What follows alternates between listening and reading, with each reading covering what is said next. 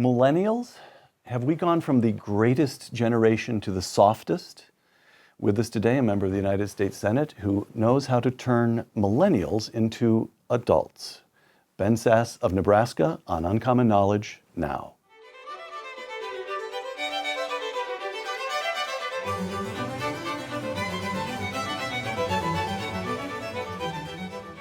Welcome to Uncommon Knowledge. I'm Peter Robinson. A fifth-generation Nebraskan and the son of a football coach, Ben Sasse attended public schools in Fremont, Nebraska, spending his summer working in cornfields.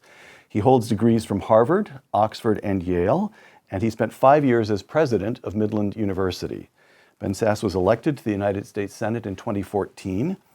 Unlike most members of the Senate who leave their families behind in their home states, Senator Sasse takes his family back and forth with him from Nebraska to Washington, helping his wife homeschool their 3 children. Senator Sasse is the author this spring of The Vanishing American Adult, Our Coming-of-Age Crisis and How to Rebuild a Culture of Self-Reliance. Senator Sasse, welcome back to Uncommon Knowledge. Good to be here. Shooting today from Stanford University. Welcome to Stanford. Beautiful place. Tell us the story of the Midland University Christmas tree. So I was 37 when I became a college president, and I'm a business turnaround guy, and I live in this town where this special 130-year-old college is in danger of going bankrupt. Nobody thinks they're hiring me to run this college because I know anything about student affairs or student culture. And yet, that's the thing that's keeping me up at night. My first 6, 12 months, 18 months at this school, I knew we were going to get the debt restructured, and we were going to raise new money, and we were going to try to buy another college, and we were going to be able to solve the business problems. But I was worried about what was happening in student life. And one event crystallized it sort of more than everything else. The anecdote doesn't make the world, but it sort of captured an angst I had. We had a big athletic arena, and there was a 20-foot Christmas tree to be erected, the day before or day after Thanksgiving. I don't remember when it was. And we had a bunch of students who were employed by the athletic department or the advancement and development office. And these are good jobs. These are sort of the best of the students. They're being paid. Okay. And it's desirable to work in the development office or to work in the athletic department. These are hardy and healthy, vital, young 19, 20, 21-year-olds. And they were supposed to decorate the Christmas tree. It's 20 feet tall. And the tree was there, and all the decorations were there, and they decorated all the bottom 8 feet of the tree with twice as many decorations as you would probably need, because they spent all their decorations in the bottom 8 feet, and then they're packing up to leave. And the tree is naked from foot 8 to 20. And the vice president for development happens by, and she's like, "Hey, what are you guys doing?" And they said, "Yeah, we used all the decorations, and we're done." And she said, "But what about the top half of the tree?" And they said, "Well, we didn't know how to get up there." And she said, "So did maintenance refuse to bring you a ladder?" And it turned out that nobody had really thought to ask. There was no real problem solving in the group. It was, we've been given a task and we get to leave when the task is done. And bright kids, healthy able kids, able kids, but passive. Passive is the right adjective. Okay. This book lays out the figures. Millennials and those coming up behind them, do they have a name yet? Is this next generation? Whatever. Let's call them millennials. Well, kids. They marry later. They live with their parents longer. They know less about American history. They demonstrate less initiative and more passivity. They participate less in religious organizations. They're softer not just psychologically, but physically. You note that whereas in the 1960s, only 1 teen in 20 was obese, today 1 teen in 5 is obese. That is a quintupling.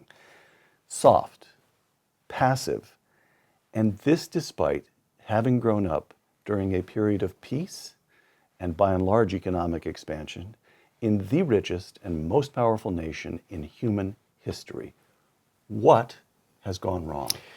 You said in spite of. Maybe it's because of. So I want to be clear, this book is a constructive book. It's 2/3 program for how to think about habit formation for 13-year-olds and 15-year-olds and 17-year-olds. The part we're going to talk about first, it sounds like, is the 1/3 stage setting about the problem. Right. But this book is not a blame-laying book. It is not a beat-up on millennials book. It is a, wow, what is this category, perpetual adolescence book? Because that's a new thing in human history. I want to be clear. Adolescence is a pretty special concept. It's only about 2 millennia old. That we came up with this idea that you go from the dependent state of childhood to the independent state of adulthood, and you don't have to, boom, transition from one to the other instantaneously when you become physically an adult. 2 millennia ago, people came up with this concept that when you biologically transition from childhood to adulthood at puberty, that doesn't mean you have to immediately be fully independent financially, emotionally, morally, in terms of school leaving or household structure. We have this idea that for 18 months to 4 years, you can have a kind of greenhouse phase of intentional transition from one to the other. That's great, as long as we remember that adolescence is meant to be a means to an end. It is not the destination. Peter Pan is a dystopian hell. It is not a utopia as Disney has tried to remake it. Peter Pan is a character who becomes physically an adult, and yet he has no historical awareness. He has no moral awareness. He kills people, and he doesn't even remember their names. That's a bad thing. We don't want to be sort of man babies. We want our kids to go from a stage of necessary dependence to more and more independence when they can. So the argument here is that if the children grow up in conditions of peace and prosperity, parents, the society, cannot simply leave it to reality to slap them around and shape them up. Parents have to help them grow up more intentionally. Right. I think that though there's no blame laying in this book, Right. if there were, it would be at we, the parents and grandparents' feet, to not have thought through what does it mean that our kids are growing up at the richest time and place in human history? Because there's a lot about that that's obviously great, to be Right. protected from levels of violence that most people have known throughout human history, to be protected from abject poverty. But we're going to need to figure out how to celebrate scar tissue with these kids, because scar tissue is the foundation of future character, and we need to celebrate it. So we cannot do the book justice because this is video, not print. But we're going to do as well as we can. As you say, 2/3 of this book, this marvelous book, is it's a kind of handbook on how to help kids grow up into real adults. So let's take a few of your maxims. Discover the body. I'm quoting. Discover the body. Teens need to appreciate the joys of birth and growth and the tragedy of pain and decline. Discover the body. That's your first bit of instruction. Why? Yeah, I wanted to think about, as you transition from childhood to adulthood, it isn't enough to just progress through grades in school. Most people, most times in human history, have had rites of passage. They've had the big hunt. They've had intentional home leaving. They've had first job or first economic self-sufficiency. We've sort of muddled all these markers together. And so what I really care about is when you're 13 versus 15 versus 17, what are these habits? What are the sort of affections and loves? What are the exposures you should have? And so some is about work ethic and limited consumption, et cetera. But one of them is the body is necessary. You need to understand your body intergenerationally, because you go from a state of dependence to independence, but you're ultimately going to decline and become dependent again. And we're raising 15-year-olds that spend almost all of their time with 15-year-olds and 19-year-olds that spend almost all of their time with 19-year-olds. That's really weird historically. No one has ever done that before. If you brought people in a time machine from 300 years ago to 3,000 years ago, and you dropped them in today, I think the main thing they would think is weird about our life at first is just the material surplus. Right. There's a cornucopia of produced goods that they would have known a world of nature and a couple of things that have been built. And our world is just filled with tools and instruments and consumption aids and whatnot. But 30 days past that, I think that people from another place, another time, would think the strangest thing about us is that we live entirely age-segregated lives. Got it. You quote Puritan minister, I'm quoting now, Puritan minister Cotton Mather was severely blunt. Now you're quoting Cotton Mather in your book. Go into burying place, children. You will there see graves as short as yourselves. Yea, you may be at play 1 hour, dead, dead the next, close quote. And you quote that approvingly. It's a winsome book, isn't it? But you're very serious about this point. It's kind of memento mori. You want children to understand. You want children to spend time with grandparents. You want them to spend time with the declining neighbor across the street. You want them to be aware of the way this all ends, even as they're beginning. If our kids are going to be wise, they need to be around people who've actually passed through some years. A 13-year-old is never going to become wise spending all of their time with 13-year-olds. I have 2 teenage daughters. My kids are 15, 13, and 6. Our girls are the teenagers. it hurts when a 13-year-old girl experiences the slight of another 13-year-old girl. Right. And yet, if you know 60-year-olds and 75-year-olds and 90-year-olds, it doesn't hurt quite as much because probably this moment you're living at is not the be-all and end-all of your whole existence. Right. Ben Sasse and the Vanishing American Adult develop a work ethic. Tell us about your grandmother, Elda Krebs Sasse. My grandmother was, I don't think she ever clocked in at 100 pounds. You know, she was about 4'11", this tiny woman, and yet had larger than life personality and charisma. And when I was a kid, I used to travel with my grandparents a lot in the back of their car. My grandfather came back from World War II, never went to college himself, but was the business manager of this college for 35 years, the college that I was the president of. Oh, really? Half a Really? century later. And he was the business manager, ultimately kind of CFO type role, but the athletic department reported to him. So he'd travel and go to all the away sporting events, and I'd ride in the back of the old Chevy Impala with my grandparents.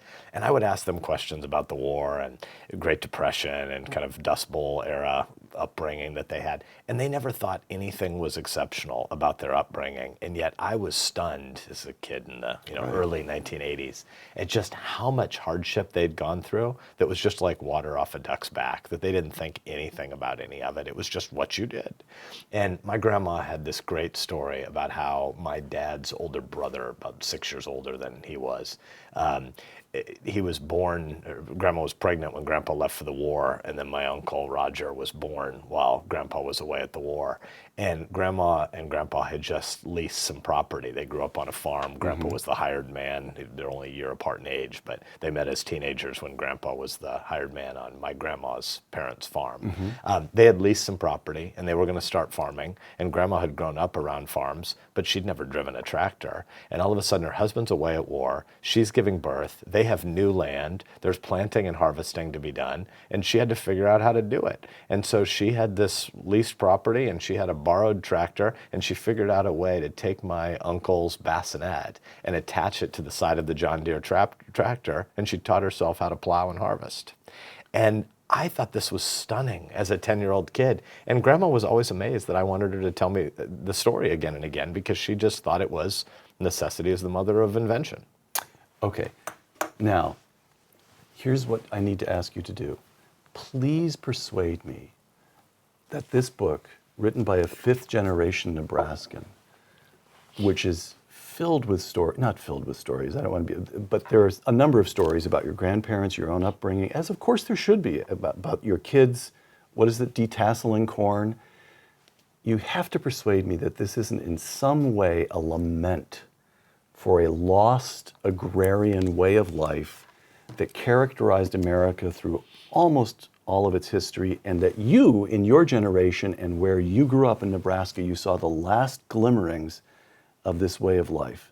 And that you, young man though you may be, are filled with Secretly nostalgia. a fuddy-duddy. Well, you and Thomas Jefferson, oh no, we're not all farmers anymore. The country can't work anymore. So get over that, address that critique or that thought in the back of a reader's mind. So let's locate ourselves in economic history for a minute. Hunter-gatherers, agrarianism, industrialization, the big tool economy, and whatever this thing is that we're entering now, the mobile economy, the digital economy, IT economy, service economy. Sociologists are throwing in the towel. They're just calling it the post-industrial economy. It's kind of a weird thing to name something. We don't refer to industrialization as the as the de-agriculturalization of America. It's not just the push from the farm that was technological substitution for labor that made it more efficient. It was also the pull of factories and cities, mass urbanization, mass immigration. We're going through a transition that is pretty unique in human history. We didn't have alphabets when hunter-gatherers settled down and began to farm. So I think the only analog for the economic disruption we're going through, and frankly what I care about even more than the economic disruption, is the social network and human capital implications for neighborliness of this moment. I think the only analog we have to this moment is the progressive era, where people are leaving the farm, moving to the city, and there is bipartisan panic in America that America can't long endure. Democrat Woodrow Wilson, Republican Teddy Roosevelt, this won't work because you won't have transparency and virtue and neighborliness. They were wrong. we ended up recreating a kind of human capital in the cities. Urban ethnic neighborhoods were every bit as neighborly and accountable as the Tocquevillian village had been. But there was a massive disruption en route to figuring out what human capital looked like in the cities again. I think we're going through an analogous disruption in the nature of work now, but probably even more than what they went through, because we're going to have a shrinking of the average duration at a job that probably accelerates forevermore. Hunter-gatherers and farmers, they didn't choose jobs. They just became 8 or 10 or 12, and they did more of what their parents and grandparents did. When you went from the farm to the city, you had a massive disruption. 15 to 25-year-old males went to the city, and they had to get a job, and it was hugely unsettling for everybody's social structure. But once you got a job, you tended to keep it till death or retirement. What we're going through now is what they panicked we were going through back then, which is ever more rapid disintermediation, not just of jobs, but of firms and of industries. Right. And so this is not agrarian romanticism. It is an awareness that if you separate work from the household, as we've done, and so kids come of age with lots of material surplus and very little exposure to production. Right. You're going to have to create something that's going to feel a little bit artificial, but that is a structured way of habit forming that build a work ethic even when necessity didn't mandate it. Okay, so tell me then, we've got changed economic circumstances. We're going through, the country's been through something like this once before, and we're going through a huge something again. Yep. But your argument is that there are certain virtues that children need to learn, that American children in particular need to learn, that remain the same from the founding. Thomas Jefferson would recognize what you're talking about in this book, although he believed in an agrarian America, we've been in an industrial America, and now we're entering some third kind. Why do you argue in particular that there are certain virtues that Americans need to learn to make this republic work? Explain that line of thought, which runs through the whole book. America is premised on a few ideas. One is universal human dignity. We believe that people are created with dignity, and that those natural rights are things that government exists to secure. Government is not the author or the source of those rights. So we believe government is limited because we think rights are prior to government. We believe a whole bunch of pre-political things. We believe that happiness is something that people have the right to pursue, and frankly, that can't be secured by compulsion. We believe that production is... That people have the right to pursue happiness, and that is the only way to achieve it, by pursuing it on your own. Yeah, I don't. Go ahead. Yeah, I don't think we think that. So here I'll blend a little bit American idea stuff with, I think, some modern sociology. Let's just sociology for a minute. I am solidly Aristotelian. Like, one argument in this book is some slight anti-Platonism, but I don't want to scare people away. You're very with no gentle philosophical right, okay, go interests. But I think social science is now bearing out a lot of what Aristotle understood about, you know, the sort of way that nouns and verbs get wrapped up together in habit formation. You can't decide who you want to be in the long term, and your time is often occupied in the short term. You make decisions about the medium term, and the medium term decisions you make about what to pursue end up creating short term tasks and duties and time expenditures in your life, and those things end up becoming habits, and those habits define your long term character, right? And I think modern social science shows us that production makes people happy, consumption doesn't. And right now, our kids are not being raised with an instinctive, in-the-belly exposure to a distinction between production and consumption. We're occupying our kids' time with schooling and progression through grades as if that's their work. And then when they're not in school, it's just different types of consumption. We don't sort of burden them with having to understand the distinction between needs and wants. Well, that kind of burdening with them is a real serious kind of love, because if you help your kids understand that one of the things that defines whether or not you're happy in life is earned success, it's a sort of a numerator of needs met over a denominator of perceived needs. One way to be happy in life is to get more stuff into the numerator, but it's not a very fruitful path. It's not very reliable. A much more reliable way to be happy in life is to guard against expanding the denominator of your perceived needs very far. And it turns out healthy people tend to know the difference between the word need and the word want. And we're raising a lot of kids right now with appetites that feel fairly limitless because we're teaching them that more and more consumption might fulfill them, but it's not true. It doesn't bear out in wise lives of older people or in any of the literature we have. I'd like to stay with the nature of the American Republic for just a moment longer. The Vanishing American Adult, quote, material abundance can make us freer and less dependent, obviously, but simultaneously more lonely and isolated. And here is one of the most striking sentences in the book. It is very difficult for a rich republic to remain virtuous, close quote.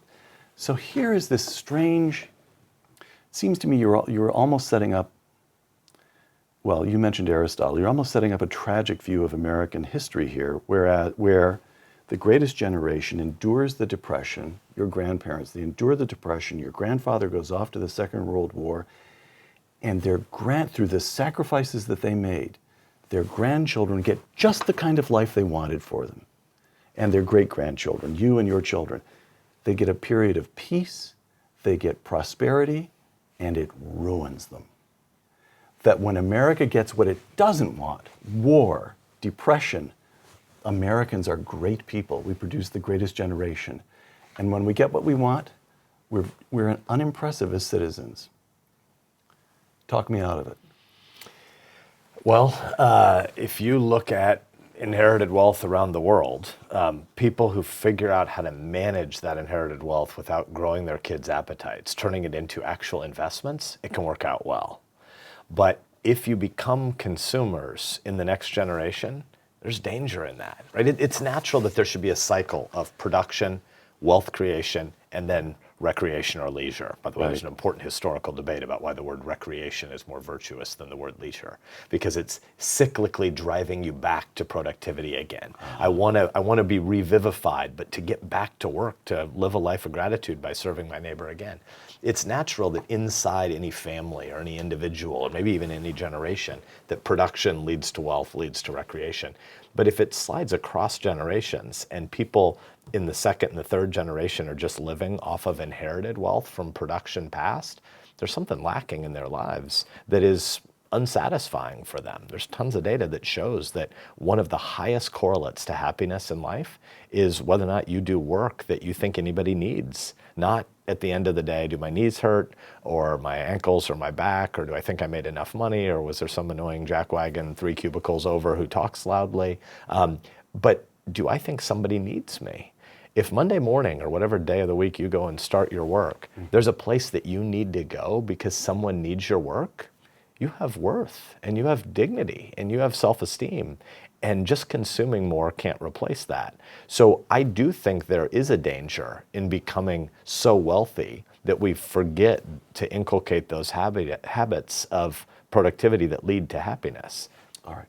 So one of the other maxims here, learn how to read and decide what to read. Reading done well is not a passive activity like sitting in front of a screen. Close quote. Senator,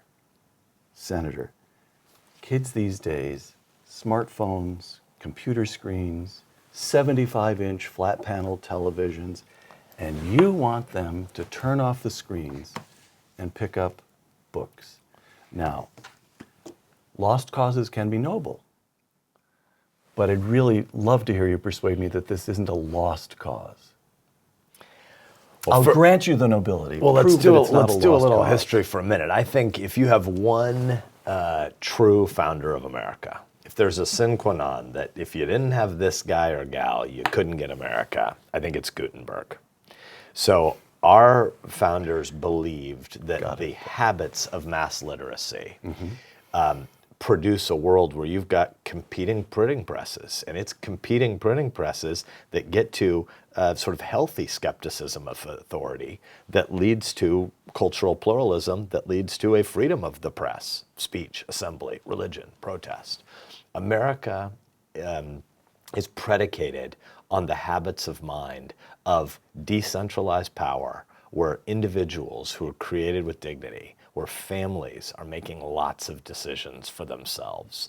And there is a difference between the deliberative consumption, the deliberation that comes from reading and reflecting upon a text, the dispassionate nature of deliberation and reflection and choice.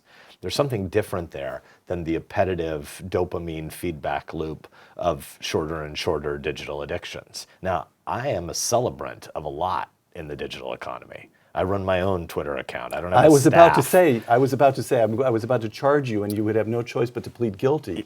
You are one of the tweetingest members of the United States Senate going. Tweeting us sounds almost dirty, but I am at Ben Sasse is really me. There's an at Send Sasse, which is my press office, but at Ben Formal, Sasse, dignified, decorous, but the one that's really you. yeah, Yes, all right. commuting dad, 15-year-old, 13-year-old, 6-year-old kid, lots of fishing and snake spearing in our lives out in the country in Nebraska, and we just have a great time commuting as I'm a dad educating my kids, and that's who at Ben Sasse is. And I think there's a lot about the digital moment economically, and even the subset of the digital moment, which is digital media, that has real potential, but only if it's paired with a certain kind of habit formation that recognizes that constant digital consumption and digital addiction is really dangerous, because there's a time for deliberation, there's a time for choice, there's a time for action, but you need to ultimately be able to get back to a place where you can wrestle with long thinking and bigger arguments and your own mortality.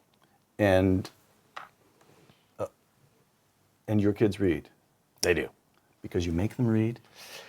Because we've How do you we've get now them to been love it? When do successful they fall in in love getting with it? them to love it. Yeah. So, by the way, this book is not only not old man screaming "get off my lawn." This book is not in any way us holding out our family as a model. Fair enough, We right. stumble and fall every day. But my wife and I have a shared theory of what we're doing, and one of the motivators behind this book is I have a broad belief that as we're hollowing out local community and mediating institutions, and we're politicizing national conversation, we're left with this huge vacuum of space where people don't have the chance to deliberate around a dinner table with their neighbors about how to raise their kids well. And I think a lot of people want to do that. So I wrote this book, and Melissa and I deliberated long and hard about this book as we were leaving the college. So this idea predates the Senate campaign, to just sort of think aloud about the theory of what we're trying to accomplish. We fail in the execution, but we've got to share the theory of what training wheels removal looks like. It's kind of how we think about parenting a teenager. We have, in the literacy chapter, a quantity and a quality theory of what we're up to. Wherever possible, we want to parent with the grain. I've got a theory of human fallenness. One of my kids is named after Augustine. It's theologically heavy for a 6-year-old, so we call him Breck. But I definitely believe in a fallen human nature. And yet, when you can parent with the grain, I want to do it. And so when we could get our kids to be interested in reading at 4, 5, 6 years old, we wanted to just go with it at first, even if it had a cotton candy-like feel. Hardy Boys, Magic Treehouse, Encyclopedia Brown, Hardy Boys. whatever it was, we would just do more of that. When they liked it, reward them, praise them, help build an identity that they are readers, give them stuff occasionally. We're not big into material consumption, but try to figure out how to reward them with experiences that they wanted when they were reading more. And then we'd substitute more quality into the flow of their quantity. We tried to do both at once. Tevi Troy, who I think you know, Oh, yes, Tevi's has a game called the Century Club, which he used to play when he worked for President Bush.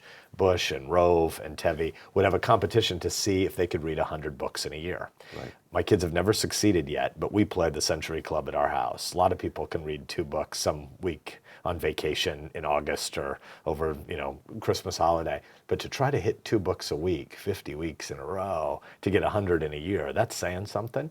And we got our kids on this pathway of start reading stuff that's pretty shallow and cotton candy-ish, and then you read, instead of 5 of those in a row, you'll read 2, and then we'll substitute a menu of options of spinach versus asparagus versus broccoli, and you pick among these 3 really good books, and then we'll let you go back to reading some cotton candy for a while. Okay. Couple of last questions here. 2 presidents, both of whom you write about in the Vanishing American Adult. Quote, at the beginning of President Obama's administration, a reporter asked him if he believed in American exceptionalism. After a pause, he strangely replied, I believe in American exceptionalism, just as I suspect that the Brits believe in British exceptionalism and the Greeks believe in Greek exceptionalism. Close quote. Why was his reply strange? Yeah, honestly, it hurts me that President Obama said that. Like, one of the jobs of a president of the United States is to hold forth big, and I'm going to have a Gorsuch joke here by accident, I almost said bigly, to hold forth loudly an understanding of what the American idea is about. And the American idea is that we believe 320 million Americans and 7 billion people across the globe, but we've got proximate governance responsibility for these 320 million. We believe they're created with dignity, and we believe that that is a pre-political thing that you affirm creedally as an American. And that makes this country exceptional. Well, America is not exceptional in that we think we're better than other people. It's not an ethnic claim, it's not a tribal claim, it's a historical understanding of how unique Philadelphia 1787 was, which is our founders said something incredibly arrogant in Philadelphia. Most people, most places in all of human history have been wrong, our founders said. Government isn't the author or source of your rights. Rights come by nature, and government is our shared secular tool to secure those rights. And when you flip that, I teach civics to a lot of Nebraska high school kids, and I draw an island surrounded by an ocean on one side of the whiteboard, and then I draw the same picture on the other side. And I say the pre-American view is that the island is your rights and the ocean is the government's power. And the American view is that the island is the government's power and the ocean are your rights. Second president, again, I'm quoting the Vanishing American Adult. We need to go back to Reagan, not because you did or did not or would not have voted for him, but because he was presiding at the last moment when we talked seriously about what America means for all Americans. The Cold War against expansionistic Soviet communism forced us to explain who we were and why we differed, close quote. Back to Reagan. Can you get kids to think seriously about the Cold War, about Reagan speeches? You don't really mean back to Reagan. You mean back to an understanding of a historical understanding of America. Yeah, I think we're living right now with two political parties that are just hung over from the 1960s. I think both of these political parties are incredibly exhausted intellectually. Neither of them know what they're for. They're both mostly just against the other party, and the vast majority of the American people want to tune them both out. I want to be clear, I think I'm the third most conservative guy in the Senate by voting record, but I'm not very partisan because I think both of these parties are just not interesting. I care about problems that are 5 and 10 and 20 years in the future, and neither of these parties is dealing with anything big. It's both, Hatfield and McCoy's, but it's worse than that because it's 7-year-olds slapping each other to say he started it, she started it. And I think that in the Cold War, you at least had a sense of an obligation to understand why expansionistic communism was bad. And we got to some clarity. And the Cold War, of course, was bipartisan. Harry Truman starts it well, and Ronald Reagan finishes it well, and it's bipartisan in between. Yeah. Last question. One final quotation from the Vanishing American Adult. Quote, "I am an optimist, and I believe that America's best days lie ahead." All right, Senator.